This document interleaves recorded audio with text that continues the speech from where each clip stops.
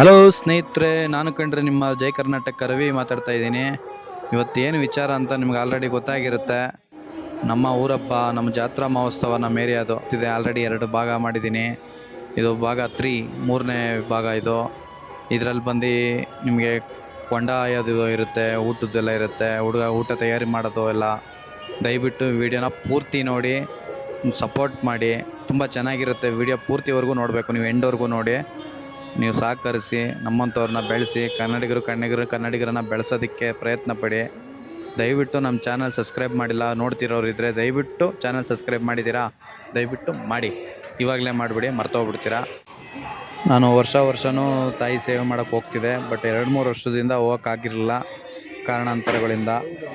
ಅಂಗಡೀಲಿ ಹುಡುಗ ಇರಲಿಲ್ಲ, ಗ್ಯಾಪ್ ಕೊಟ್ಬಿಟ್ಟಿದ್ದೆ. ಅದರಿಂದ ನಾನು ಸ್ವಲ್ಪ ಸಮಸ್ಯೆ ಆಗಿ ಹೋಗೋಕ್ಕಾಗ್ತಿರಲಿಲ್ಲ. ಈ ವರ್ಷ ತಾಯಿ ಕರೆಸ್ಕೊಂಡಿದ್ದಾಳೆ. ಅದು ಅಕಸ್ಮಾತಾಗಿ ತಾಯಿ ಸೇವೆ ಮಾಡೋಂಥ ಭಾಗ್ಯ ನನಗೆ ಸಿಕ್ತು. ತಾಯಿ ಸೇವೆ ಮಾಡೋಕ್ಕೋಸ್ಕರ ನನಗೂ ಒಂದು ಚಾನ್ಸ್ ಸಿಕ್ಕಿರೋದಕ್ಕೆ ತುಂಬ ಆಭಾರಿಯಾಗಿದ್ದೀನಿ ಆ ತಾಯಿಗೆ. ಇದು ಕೊಂಡ ಹಚ್ಚುವ ಸಮಯ. ಪೂರ್ತಿ ದಯವಿಟ್ಟು ಈ ವಿಡಿಯೋನ ನೋಡಿ ಸಪೋರ್ಟ್ ಮಾಡಿ.